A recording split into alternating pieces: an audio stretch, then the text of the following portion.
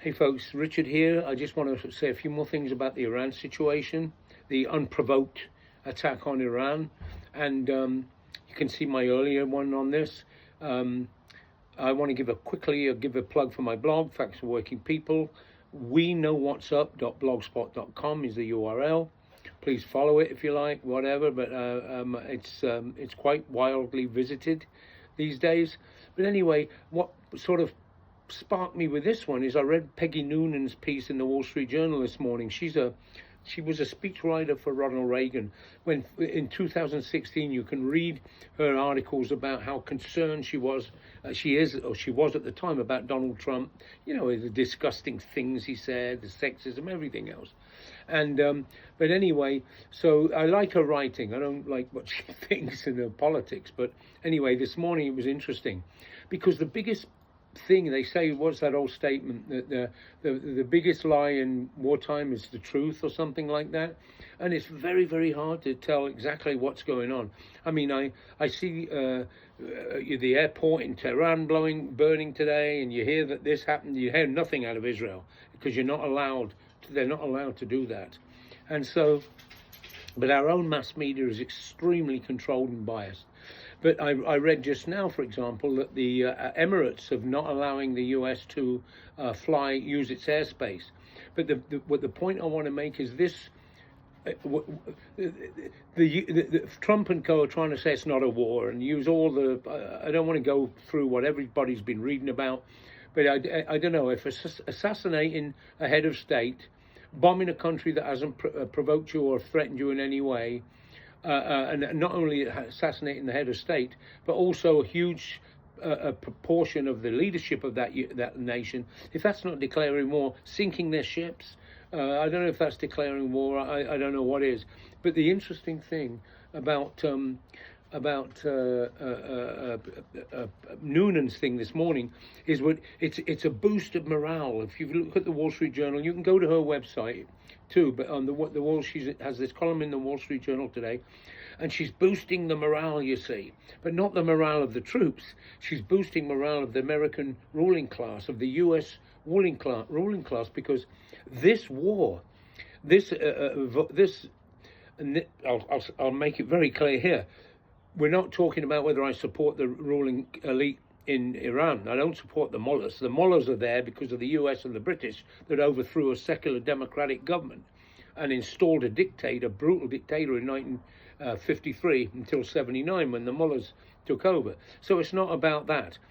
But so she's given them this. There's a huge crisis within the MAGA movement and in American society. Like most Americans don't want this war, but the MAGA movement division is those that actually believe Trump, what he said.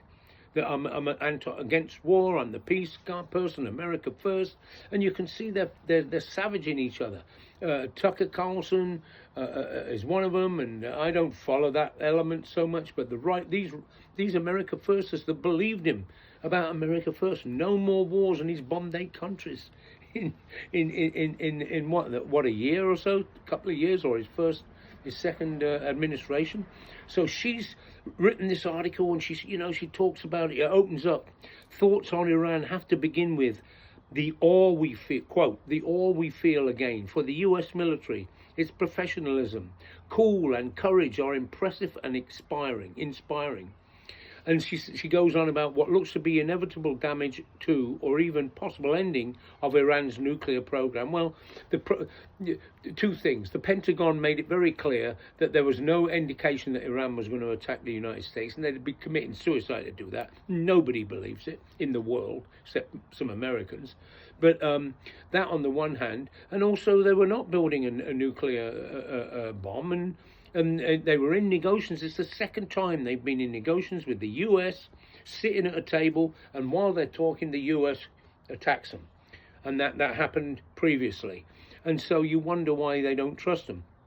So she sees this division, Peggy Noonan. She sees the support's not there. It's a bit different to Iraq and so forth, although that was an illegal war as well, of course. And she's trying to build morale within the body politic and sections of the ruling class that think this is a danger. It could bring the world economy to a halt. It could cause, well, it is causing massive crisis throughout the world. I mean, what arrogance. And look at what the Trump has done here and the US Congress has done. What it's done and what it means. Thousands of people are fleeing. Hundreds of thousands will now flee north into Europe, into the UK, where they'll be attacked for being immigrants and blah, blah, blah, go home when the US bombs their home and the British support them. You know, so it's a horrible situation. And then she talks about Hegseth. Someone has to calm him down, she says. He's supposed to be trying to get the world to see the wisdom of the administration's actions. The world doesn't see any wisdom in America's actions. Oh, for decades it hasn't seen any wisdom. We are hated by the rest of the world, in particular for the support of the genocide of Israel, the neo-fascist apartheid state that has brutalized and murdered children. This is a pariah state. It's a horrible state. And, you know, for her to talk about bombing, of course, she goes on about the Iranians. They might be diverted from arms making for a while. Arms making. The U.S. is the arms maker. The U.S. And imagine, let's say we justify getting rid of it is a nasty regime. It's an authoritarian, religious regime like Pakistan, like the evangelicals in our Congress and the religious fanatics there. It is a regime that is hostile to workers, to unions, and so forth. But if you're going to support the bombing of that regime, what about Israel? How can you, well, let's go assassinate and get rid of the leadership of Israel? And so it's just ridiculous. Everybody, the whole world knows what this is about. And so it's who knows quite where it's going to end. But I mean, when you think about the Iranians, they've got nothing to lose. What the US wants and Israel wants, and Israel is a US settler state in the region that defends the US's interests, is that what the US wants and Israel wants is an unarmed Iran. It doesn't want any nation in the region that is capable of challenging Israel and which is the US's foothold there. That's what it wants. And that's what this is about, and the control of oil, and the possibility of weakening China and undermine it because of the question of oil, because Venezuelan oil is no longer for China because the U.S. kidnapped the leader of that state and stole its oil and so forth. But I mean, it's hard to say what's going to happen, but I think the Iranians have got a lot to lose. This is an ancient civilization. It's an ancient peoples. It's not like Iran. Iraq was created by the British, like Syria and Iraq with the French and the British in 1916.